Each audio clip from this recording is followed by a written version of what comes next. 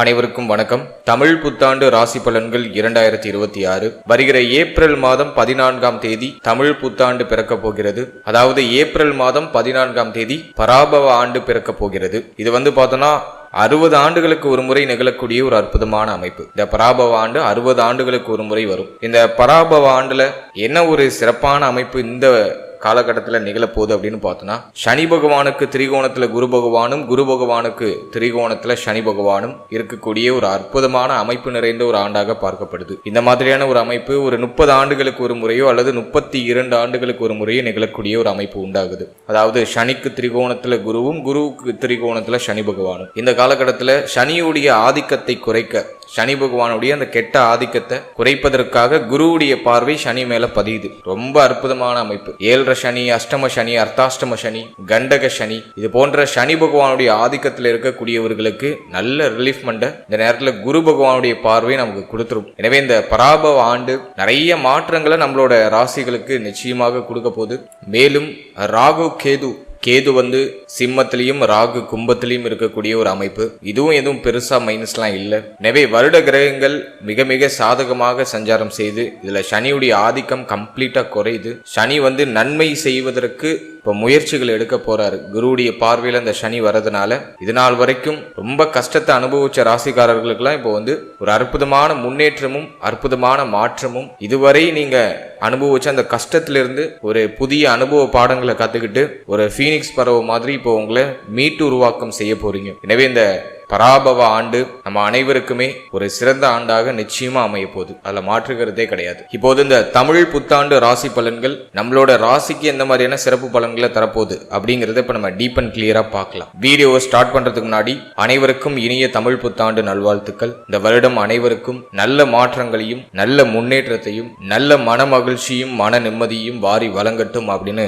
இறைவனை பிரார்த்தனை செய்து இந்த தமிழ் புத்தாண்டு ராசி பலன்களை நம்ம இப்ப ஆரம்பிக்கலாம். மேலும் நம்ம சேனலை நீங்கள் இன்னும் சப்ஸ்கிரைப் பண்ணாமல் இருக்கீங்கன்னா மறக்காமல் சப்ஸ்கிரைப் பண்ணிக்கோங்க. அப்படியே பக்கத்தில் இருக்க பெல் சிம்லே கிளிக் பண்ணி நோட்டிஃபிகேஷனே ஆன் பண்ணி வச்சுக்கோங்க. அப்போ தான் நாங்கள் பதிவிடக்கூடிய பதிவுகள் அனைத்தும் உங்களுக்கு உடனுக்குடனே நோட்டிஃபிகேஷனாக கிடைக்கும். இப்போது இந்த தமிழ் புத்தாண்டு விருச்சிக ராசிக்காரர்களுக்கு எந்த மாதிரியான சிறப்பு பலன்களை தரப்போகுது அப்படிங்கிறத இப்போ நம்ம டீப் அண்ட் கிளியரா பார்க்கலாம். இந்த தமிழ் புத்தாண்டை பொறுத்த வரைக்கும் விருச்சிக ராசிக்கு ஒரு அற்புதமான மாற்றத்தை தரக்கூடிய ஒரு தமிழ் புத்தாண்டை நான் பார்க்கிறேன். காரணம் என்ன அப்படின்னா, குருவுடைய மாற்றம் உங்களுக்கு மிக மிக சாதகமாக இருக்கு. குரு பகவான் பாகிய ஸ்தானம் அப்படின்னு சொல்லக்கூடிய முக்கிய திரிகோண ஸ்தானமாகிய 9ஆம் பாவகத்துல உச்சமாக போறார். குரு நமக்கு ரொம்ப முக்கியமான பிளானட். அதாவது 2ஆம் அதிபதி, பஞ்சமாதிபதி. அவர் பாகிய ஸ்தானத்துல உச்சமாகிறது மிகப்பெரிய யோகமான ஒரு அமைப்பு. கடந்த காலகட்டங்களில் பார்த்தோன்னா குரு பகவான் நமக்கு அஷ்டமத்துல இருந்தார். அது ரொம்ப குற்றமான அமைப்பு. நிறைய பேருக்கு பொருளாதார பிரச்சனை இருந்திருக்கும், தேக ஆரோக்கியத்துல பிரச்சனை இருந்திருக்கும், மன நிம்மதி சுத்தமா இருந்திருக்காது. என்னதான் சம்பாதிச்சாலும் மனசுல ஒரு நிறைவு நிம்மதி அப்படிங்கிறது உறுதியா இருந்திருக்காது. பிள்ளைகளால நிறைய தொந்தரவுகளும், பிள்ளைகள் சம்பந்தப்பட்ட விஷயங்கள்ல நிறைய மன உளைச்சலும் கடுமையா இருந்திருக்கும். பூர்வீக சொத்துல கடுமையான பிரச்சனைகள் நீங்க இருக்கும். குலதெய்வ வழிபாட்டுல தடை கடுமையா ஏற்பட்டிருக்கும். சுபகாரியங்கள்லாம் நிறைய தடைபடுற மாதிரியே ஃபீல் ஆயிருக்கும். குடும்பம் சம்பந்தப்பட்ட விஷயங்கள்ல நிறைய வாக்குவாதங்கள் இருந்திருக்கும். ஃபேமிலி ரீதியா நிறைய சிரமங்கள் இருந்திருக்கும். நிறைய பேர் குடும்பத்தை விட்டு பிரிந்து இருக்கக்கூடிய ஒரு சூழ்நிலைக்கு தள்ளப்பட்டிருப்பாங்க. மேக்சிமம் நிறைய பேர் ஃபேமிலி விட்டு பிரிஞ்சு வெளியூர், வெளிமாநிலம், வெளிநாடுன்னு சொல்லிட்டு வெளியிடங்கள்ல தான் பயணிச்சிருப்பாங்க. ஏன்னா 8ஆம் பாவகத்துல குரு பகவான் அமர்வது அந்த அளவுக்கு நல்லது இல்லை, எஸ்பெஷலி விருச்சிகத்துக்கு. இப்போ இந்த குருவுடைய மாற்றம் ஜூன் மாதத்துக்கு பிறகு விருச்சிகத்துக்கு அபாரமான நற்பலன்கள் அப்படிங்கிறது ஏற்பட போறது. விருச்சிகத்தை பொறுத்த வரைக்கும் ஜென்மஸ்தானத்தை குரு பகவான் பார்த்துடுறாரு. கேது நமக்கு ஜீவனஸ்தானத்துல 4ஆம் இடத்துல ராகு, பஞ்சமஸ்தானத்துல சனி பகவான். இதுல குரு மாற்றம் நமக்கு எல்லா வகையிலும் தோஷங்களை நிவர்த்தி பண்ணது. குரு பகவான் சனி பகவானை பார்த்து பஞ்சம சனியுடைய கெடுபலன்களை குறைச்சிருவாரு. அதே போல குரு பகவான் ஜென்மஸ்தானத்தை பார்த்து சிந்தனை தெளிவை கொடுத்துருவாரு. எனவே இந்த காலகட்டத்தை பொறுத்த வரைக்கும் கடுமையா இருந்து வந்த சிந்தனை குழப்பங்கள் தெளிவடைய ஆரம்பிக்கும். தெளிவான முடிவு இந்த நேரத்தில் எடுக்க முடியும். தடைபட்டு வந்த சுபகாரியங்கள்லாம் தொடர்ச்சியா நடக்க ஆரம்பிக்கும். நிறைய நல்ல மாற்றங்களை இந்த காலகட்டங்களை எதிர்பார்க்கலாம். ஃபேமிலி ரீதியா என்னென்ன பிரச்சனைகள்லாம் இருந்துச்சோ அதெல்லாம் நிவர்த்தி ஆகும். குடும்பத்துல நிம்மதி நிலவ ஆரம்பிக்கும். மன நிம்மதியை இழந்தவர்களுக்கு இப்போ மன நிம்மதி திரும்ப கிடைச்சிடும். மனசுல இருந்த கவலைகள், குழப்பங்கள், வருத்தங்கள் எல்லாமே சரியாயிடும். மகிழ்ச்சி இழந்திருந்த விருச்சிக ராசிக்காரர்கள் இப்போ மகிழ்ச்சியை நோக்கி பயணிக்க ஆரம்பிப்பாங்க. நிறைய மகிழ்ச்சி செய்திகள் இப்போ உங்களுக்கு தேடி வர ஆரம்பிக்கும். உடைய முயற்சிகள் வெற்றியாக ஆரம்பிக்கும். ஏன்னா குரு பகவான் சமசப்தம பார்வையால முயற்சி ஸ்தானமாகிய உபஜய ஸ்தானம் அப்படின்னு சொல்லக்கூடிய இருக்கக்கூடிய 3ஆம் இடத்தை பார்த்துருவாரு. எனவே 3ஆம் இடத்துல குரு பார்வை இருக்கிறதுனால உங்களுடைய முயற்சிகள் பிரம்மாண்டமா இருக்கும், அற்புதமாக இருக்கும். உங்களுடைய முயற்சிகள்ல வெற்றி உறுதியாக கிடைக்கும். போட்டித் தேர்வுகள் எழுதக்கூடிய மாணவ மாணவிகளுக்கு உறுதியாக இந்த காலகட்டங்கள்ல வெற்றி உண்டு. இளைய சகோதர சகோதரிகளோட ஏதாச்சும் வருத்தங்கள் ஏற்பட்டு இருந்துச்சுன்னா அதெல்லாம் இப்ப நிவர்த்தி ஆகும். இளைய சகோதர சகோதரிகளுடைய முன்னேற்றம் ரொம்ப அற்புதமாக இருக்கும். அண்டை அயலாளர்களோட ஏற்பட்ட மன வருத்தங்கள் சரியாக ஆரம்பிக்கும். தைரியம் அதிகரிக்க ஆரம்பிக்கும். தைரியமே இல்லாம மனசுல ஒரு கான்பிடென்டே இல்லாம கடந்த காலகட்டங்கள்ல நம்ம இருந்திருப்போம். ஏப்ரல் மாதத்துக்கு பிறகு, குறிப்பா ஜூன் மாதத்துக்கு பிறகு, புத்தாண்டு ஏப்ரல் மாதத்துல பிறகுது. ஏப்ரல் 14ஆம் தேதி புத்தாண்டு பிறக்க போகுது. ஆனா ஜூன் மாதத்துக்கு பிறகு அதிரடியான நற்பலன்களை நீங்க நிச்சயமா எதிர்பார்க்கலாம். நல்ல தைரியம் வந்துடும். என்னானாலும் பாத்துக்கலாம் அப்படிங்கிற மாதிரியான ஒரு மனநிலை கிடைச்சிடும். தைரியமா ஒரு விஷயத்துல கான்பிடண்டா முடிவெடுத்து ஒரு விஷயத்துல தைரியமா இறங்குவீங்க. சோ ரொம்ப நாளா பிளான் பண்ண விஷயத்தை இப்ப எக்ஸிக்யூட் பண்ணுவீங்க. மைண்ட்ல இருந்த ஐடியாஸ் எல்லாம் இப்ப நல்ல இறங்கி வேலை செய்வோம் அப்படின்னு சொல்லிட்டு எக்ஸிக்யூட் பண்ணுவீங்க. ஸோ அதுக்கு இந்த நேரம் வந்து ரொம்ப சாதகமா இருக்கு. புதுசா ஒரு பூஸ்டப் கிடைச்சிடும். புதுசா ஒரு கான்பிடென்ட் கிடைச்சிடும். வாழ்க்கையில என்னடா பண்ண போறோம் அப்படின்னு கவலைப்பட்டு குழப்பத்துல இருந்த என்னுடைய உறவுகள் எல்லாருக்கும் இந்த காலகட்டத்துல நிச்சயமா ஒரு தெளிவான ஒரு மனநிலை அப்படிங்கிறது கிடைச்சிடும். எதை நோக்கி பயணிக்க போறோம் அப்படிங்கிற ஒரு தெளிவான பார்வை நமக்கு கிடைச்சிடும். மேலும் இந்த காலகட்டத்துல புத்திர பாக்கியத்துல தடை தாமதத்தை சந்திச்சு வந்தவங்களுக்கு இந்த நேரத்துல புத்திர பாக்கியத்துல சுப செய்தி கிடைச்சிடும். 3ஆம் இடத்தை குரு பார்த்துடுறாரு. வீரிய ஸ்தானத்தை குரு பார்த்துடுறாரு. பஞ்சமஸ்தானத்தை குரு பகவான் பார்த்துடுறாரு. எனவே புத்திர பாக்கியத்துல என்ன தடை தாமதம் இருந்தாலும் சரி, அது ஜூன் மாதத்துக்கு பிறகு நிவர்த்தி ஆயிடும். ஜூன் மாதத்துக்கு பிறகு நிறைய பேருக்கு புத்திர பாக்கியத்துல சுப செய்தி, குழந்தை பிறத்தல் காரணமாக சுப விரய செலவுகள், பிள்ளைகளுக்கு மகிழ்ச்சி செலவுகள், இதெல்லாம் அற்புதமா இருக்கும். புத்திர பாக்கியத்துல சுப செய்தி உண்டு. ஏதோ ஒரு விதத்துல குடும்பத்துல புதிய உறுப்பினர்கள் பிறப்பாங்க. குழந்தை பிறப்பு இதெல்லாம் வந்து ஃபேமிலி ரீதியா டெஃபினட்டா இருக்கும். அது உங்களுக்கா இருக்கலாம் அல்லது உங்களை சார்ந்த வேற யாருக்காச்சும் இருக்கலாம். மேலும் இந்த காலகட்டத்துல பிள்ளைகள் சார்ந்த வகையில் இருந்த வருத்தங்கள்லாம் குறைய ஆரம்பிக்கும். பிள்ளைகளோடு இருந்து வந்த மனஸ்தாபங்கள்லாம் நீங்க ஆரம்பிக்கும். பிள்ளைகளுக்கு சுப மாற்றங்கள் செய்யணும்னு ஆசைப்படுறீங்கன்னா தாராளமா அந்த நேரத்தில் செயல்படுத்தலாம். பிள்ளைகளுக்கு அவருடைய வயதுக்கு தகுந்த மாதிரி என்ன சுப மாற்றம் செய்யணுமோ அதை இந்த நேரத்தில் செயல்படுத்தினீங்கன்னா நிச்சயமா அதுல வெற்றி உண்டு. பூர்வீக சொத்துல இருந்து வந்த பிரச்சனைகள், வில்லங்கங்கள் எல்லாமே சரியாக ஆரம்பிக்கும். பூர்வீக சொத்தை அனுபவிக்கிறதுக்கான பாக்கியம் இந்த நேரத்தில் கிடைக்கும். தந்தை வழி சொத்துக்கள் ஏதாச்சும் வர வேண்டியது இருக்குன்னா அதெல்லாம் இந்த நேரத்தில் வந்து சேரும். குலதெய்வ வழிபாட்டில் இருந்த தடை தாமதங்கள் விலகும். இப்ப குலதெய்வத்தை நேர்ல போய் பார்த்துட்டு வருவீங்க. உங்களுடைய குலதெய்வத்தை மனமுருகி வழிபட்டு எந்த முயற்சியை தொடங்கினாலும் அது இந்த நேரத்தில் வெற்றி ஆயிடும். ஏன்னா பூர்வ புண்ணிய ஸ்தானம் உங்களுக்கு குரு பார்வையில வந்து பலமாகுது. எனவே இந்த நேரத்தில் உங்களுடைய குலதெய்வத்துடைய அருள் உங்களுக்கு பரிபூர்ணமா கிடைக்கும். அடுத்தது காதல் உறவுல பிரச்சனைகளை சந்திச்சு வந்த உங்களுக்கு இப்போ ஒரு நிவர்த்தி கிடைச்சிடும். காதல் உறவுல இருந்த விரிசல்கள், பிரச்சனைகள், குழப்பங்கள் எல்லாமே சரியாயிடும். காதல் உறவு நிறைய பேருக்கு திருமண உறவா கன்வெர்ட் ஆக ஆரம்பிக்கும். தந்தையுடைய ஆதரவு இந்த நேரத்தில் பரிபூர்ணமா கிடைக்கும். தந்தை வழி உறவுகளுடைய ஆதரவும் இந்த நேரத்தில் பரிபூர்ணமா கிடைக்கும். தந்தை சம்பந்தப்பட்ட விஷயங்கள்ல சுபவிரய செலவுகள் இருக்கும். தந்தை சார்ந்த விஷயங்கள்ல இருந்து வந்த வருத்தங்கள்லாம் நீங்க ஆரம்பிக்கும். தந்தைக்கு தேக ஆரோக்கிய ரீதியாக ஏதாச்சும் பிரச்சனைகள் இருந்துச்சுன்னா அது இப்ப நிவர்த்தியாக ஆரம்பிக்கும். தந்தையுடைய ஆறுதலும் அரவணைப்பும் இந்த நேரத்தில் உங்களுக்கு பரிபூர்ணமா கிடைக்க போகுது. நிறைய பேர் கோல்டு வாங்குவாங்க. நிறைய பேர் தங்கத்துல முதலீடு செய்யறதுக்கான வாய்ப்பு அதிகபட்சமா இருக்கு. இந்த நேரத்துல தங்க அணிகலன்கள் வாங்கி மகிழ்வதற்கான வாய்ப்புகள் ஜூன் மாதத்துக்கு பிறகு நிறைய பேருக்கு ஏற்படுது. மேலும் உங்களுடைய பெயர், புகழ் இதெல்லாம் அதிகரிக்க போது. நீங்க இழந்த அந்த மதிப்பு மரியாதை திரும்ப உங்களுக்கு கிடைச்சிடும். உங்களுடைய கௌரவம் உயர போது.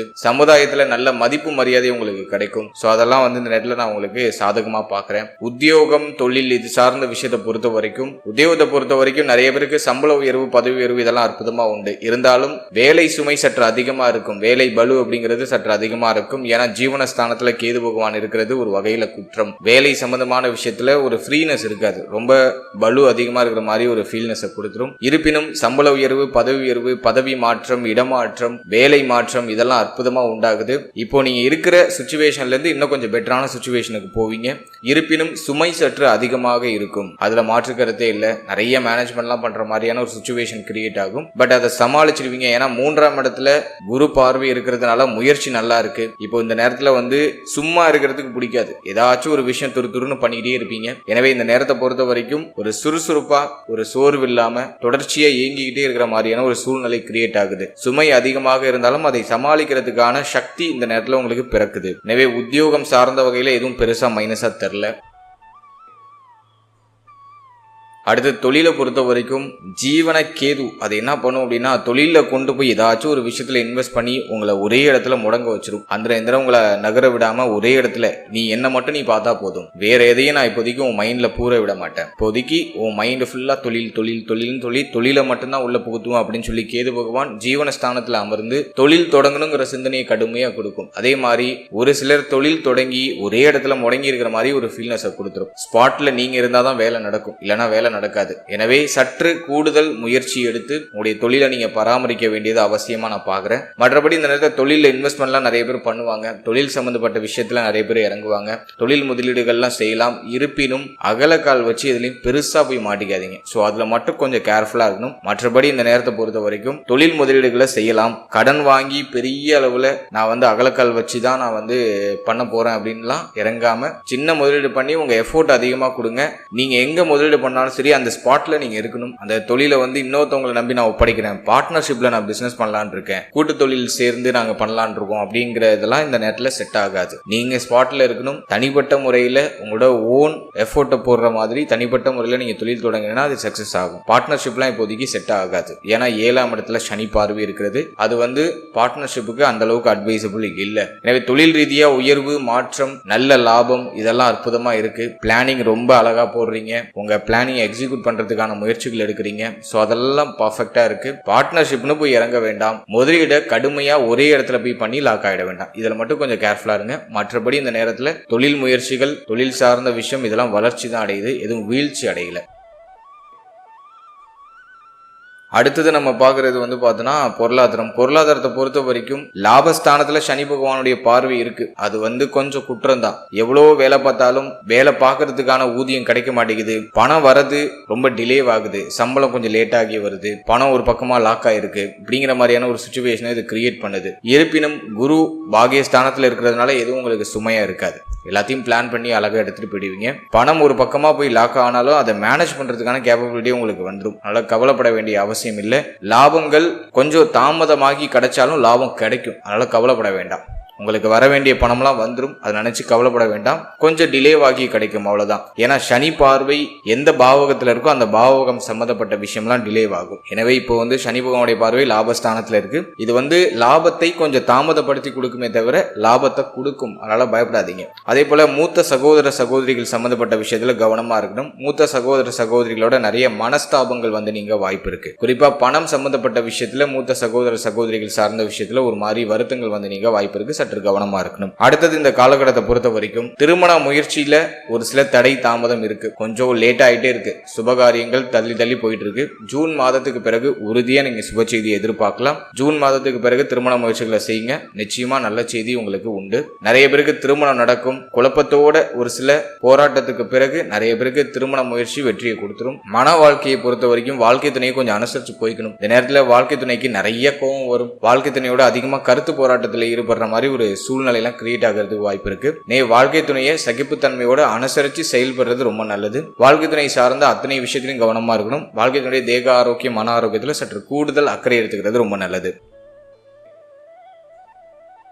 அடுத்தது நண்பர்கள், நட்பு வட்டாரம் இது சம்பந்தப்பட்ட விஷயத்துல சற்று கவனமா இருக்கணும். இந்த நேரத்துல நண்பர்களுடைய உதவிலாம் நீங்க எதிர்பார்க்க முடியாது. எவ்வளவு க்ளோஸான நண்பர்களாக இருந்தாலும் சரி, நல்ல நண்பர்களுடைய உதவிகள் பெருமளவு கிடைக்காது. எனவே நண்பர்கள், நட்பு வட்டாரம் சம்பந்தப்பட்ட விஷயத்துல கவனமா இருக்கணும். குறிப்பா அந்த கொடுத்தல் வாங்கல் சம்பந்தப்பட்ட விஷயத்துல ரொம்ப கேர்ஃபுல்லா இருக்கிறது ரொம்ப நல்லது. அடுத்தது இந்த நேரத்துல உங்களுடைய பேச்சுல நிதானமா இருங்க. யாருக்கும் வாக்கு கொடுக்காதீங்க. கொடுக்கிற வாக்கை இப்போதைக்கு காப்பாற்ற முடியாது. அல்ல பேச்சுல நிதானம் தேவை. கண் பல் உபாதை வராம பாத்துக்கோங்க. தேக ஆரோக்கியத்தை பொறுத்த வரைக்கும் மேல் மார்பக பகுதி சம்பந்தப்பட்ட விஷயம், நுரையீரல் சம்பந்தப்பட்ட விஷயம், உடைய ஸ்கின் அதாவது தோல் சம்பந்தப்பட்ட விஷயம், நிறைய பேருக்கு ஸ்கின் அலர்ஜி வருது, தோல் சம்பந்தப்பட்ட வியாதிகள் ஏதாச்சும் வரதுக்கான வாய்ப்புகள் அதிகபட்சமா இருக்கு. எனவே அதுல எல்லாம் கொஞ்சம் கேர்ஃபுல்லா இருங்க.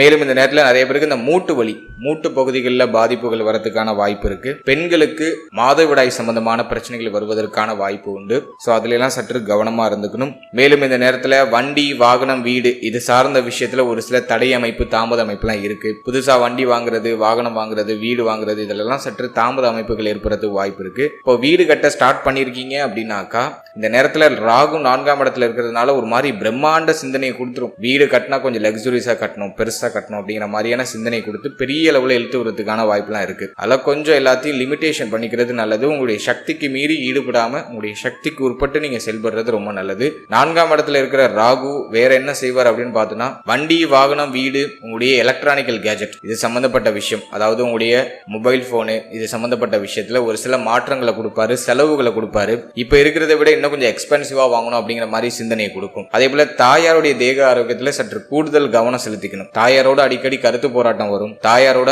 அந்த அளவுக்கு ஒத்து போகாத ஒரு மனநிலை இந்த நேரத்தில் வெளிப்படுறதுக்கு வாய்ப்பு இருக்கு. தாயாருடைய தேக ஆரோக்கியம், மன ஆரோக்கியத்துல ஒரு சில பாதிப்புகள் வந்து நீங்க வாய்ப்பு இருக்கு. அதுல கொஞ்சம் கவனமா இருந்துக்கணும். இந்த தமிழ் புத்தாண்டை பொறுத்த வரைக்கும் விருச்சிகத்துக்கு ஒரு நல்ல மாற்றம் நிறைந்த வருடமா தான் நான் பாக்குறேன். போன வருடம் அளவுக்கு இந்த வருடம் ரொம்ப மோசமா இருக்காது. இந்த பராபவ ஆண்டு நிச்சயமா விருச்சிக ராசிக்கு ஒரு அற்புதமான முன்னேற்றத்தை கொடுத்தே தீரும். அதுல மாற்று கருத்தே இல்லை. ஏன்னா குரு ஒருத்தர் மட்டுமே உங்களுக்கு நல்ல உச்சபலத்தோட மிக முக்கியமான ஸ்தானம் அப்படின்னு சொல்லக்கூடிய திரிகோண ஸ்தானங்களை பாக்குறாரு. 1, 5, 9 இந்த ஸ்தானங்களை கனெக்ட் பண்ணிடுறாரு. அது ரொம்ப நல்ல விஷயம். மேலும் இந்த தமிழ் புத்தாண்டு, இந்த பராபவ ஆண்டு இன்னும் சிறப்படைகிறதுக்கு ஒரு சில ஆலய வழிபாடுகள் சொல்றேன். அதை தொடர்ச்சியா மேற்கொள்ளுங்க. நிச்சயமா நல்ல முன்னேற்றம் தென்படும். முதல்ல உங்களுடைய குலதெய்வம் கரெக்டா தமிழ் புத்தாண்டு பிறந்ததுக்கு பிறகு ஜூன் மாதத்துக்குள்ள உடைய குலதெய்வத்தை நேர்ல போய் சந்திச்சு அபிஷேகம் செய்து அல்லது ஒரு அர்ச்சனையாச்சும் பண்ணி மனம் உருகி வழிபட்டு உங்களுக்கு என்ன தேவை இருக்கோ அதை முன் வச்சுட்டு வாங்க. உங்களுடைய பிரார்த்தனைகளை முன் வச்சுட்டு வாங்க. உங்களுடைய குலதெய்வ ஆலயத்துல ஒரு அரை மணி நேரம் அமர்ந்து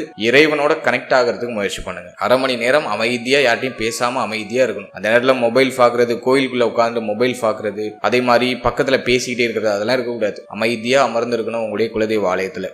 இதை ஃபர்ஸ்ட் பண்ணுங்க. ரெண்டாவது விஷயம், வைத்தீஸ்வரன் கோவிலுக்கு போயிட்டு வர முடிஞ்சா போயிட்டு வாங்க. செவ்வாயுடைய ஸ்தலம், உங்களுடைய ராசிநாதனுடைய ஸ்தலம் வைத்தீஸ்வரன் கோவில். அங்க போயிட்டு வரதுக்கு வாய்ப்பு கிடைச்சதுன்னா போயிட்டு வாங்க. பக்கத்துல இருக்கு அப்படின்னா தாராளமா போயிட்டு வாங்க. வைத்தீஸ்வரன் கோவிலுக்கு போயிட்டு வந்தீங்கனாலே முயற்சிகள் அதிகரிக்க ஆரம்பிக்கும், தடை தாமதங்கள் விலக ஆரம்பிக்கும். இது வந்து ஒரு பெஸ்டான ஒரு ரெமெடி. இந்த ஸ்தலத்துக்கு போயிட்டு வாங்க.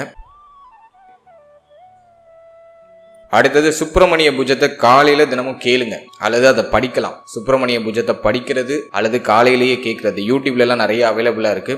சுப்பிரமணிய பூஜம்னு போட்டீங்கன்னா வரும். அதை காலை பொழுதுல கேட்கறது நல்லது. அல்லது அதை நீங்க ஏதாச்சும் புக்ஸ் ரீதியா நீங்க வாங்கி அதை நான் வந்து முடிஞ்ச அந்த ப்ராடக்ட் ஏதாச்சும் புக்ஸ் ஏதாச்சும் இருக்குன்னா நான் டேக் பண்ணி விடுறேன். அதை நீங்க வாங்கி தினமும் அதை படிக்கிறதும் நல்லது. வாய் விட்டு நல்லா குளிச்சுட்டு காலையில நல்லா ஃப்ரெஷ் அப் ஆயிட்டு உடைய தெய்வ வழிபாட்டின் பொழுது அதை நீங்க நல்லா வாய் விட்டு படிக்கிறது ரொம்ப நல்லது. உங்களுடைய பூஜா அறையில அமர்ந்து நல்லா வாய் விட்டு படிங்க, அது ரொம்ப நல்லது. அப்படி இல்லை அப்படின்னாக்கா, படிக்க முடியாது அப்படின்னாக்கா, தாராளமா நீங்க யூடியூப்ல அவைலபிளா இருக்கும், மியூசிக் வைஸாவும் அது கொடுத்துருக்காங்க. அதை நீங்க தினமும் காலையில கேட்கறது ரொம்ப நல்லது.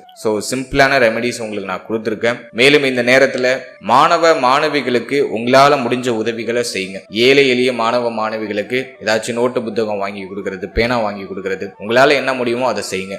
அது வந்து உங்களுக்கு நிச்சயமா நல்ல மாற்றத்தையும் ஏற்றத்தையும் உங்களுக்கு கொடுக்கும், மன நிறைவு கொடுக்கும். உங்க வீட்டுல ஏதாச்சும் குழந்தைகள் இருக்காங்க, அவங்க படிக்கவே மாட்டாங்க, ஒரு தெளிவா இல்ல, படிப்புல இன்ட்ரெஸ்டே காட்ட மாட்டாங்க, குறிப்பா நீங்க விருச்சிக ராசியா இருக்கீங்க, நீங்களே ஸ்டடீஸ்ல இருக்கீங்க, அல்லது உங்களுடைய குழந்தைக்கு விருச்சிக ராசி, படிப்புல ஆர்வமே இல்லை, படிக்கவே மாட்டாங்க அப்படின்னா அவங்க கையால ஒரு 10 ஏழை எளிய மாணவ மாணவிகளுக்கு நோட்டு, பேனா, அப்படி இல்லைன்னா ஏதாச்சும் ஒரு புத்தகம் அதை நீங்க தர்மமா கொடுத்தீங்கன்னா நிச்சயமா நிறைய நல்ல மாற்றத்தை நீங்க எதிர்பார்க்கலாம். இது ஸ்டடீஸ்க்கு மட்டும் இல்ல, அதர்வைஸ் நீங்க என்ன பிரச்சனை இருந்தாலும் சரி, ஏழை எளிய மாணவ மாணவிகளுக்கு இந்த காலகட்டத்தில் உதவி செஞ்சீங்கன்னா நிச்சயமா அந்த பாதிப்புகள்லாம் நீங்கி நல்ல முன்னேற்றம் வாழ்க்கையில தென்பட ஆரம்பிக்கும். இந்த பராபவ ஆண்டு நிச்சயமாக உங்கள் அனைவருக்கும் ஒரு சிறந்த ஆண்டாக அமையும். மேலும் இந்த தமிழ் புத்தாண்டுல உடைய எண்ணங்கள், ஆசைகள், உடைய தேவைகள் எல்லாமே நல்லபடியா நிறைவேறட்டும். மன நிம்மதியும் நல்ல தேக ஆரோக்கியமும் பெருகட்டும் அப்படின்னு இறைவனை பிரார்த்தனை செய்து மீண்டும் ஒரு முறை அனைவருக்கும் இனிய தமிழ் புத்தாண்டு நல்வாழ்த்துக்களை தெரிவித்து இந்த பதிவை நிறைவு செய்கிறேன். வாழ்த்துக்கள்.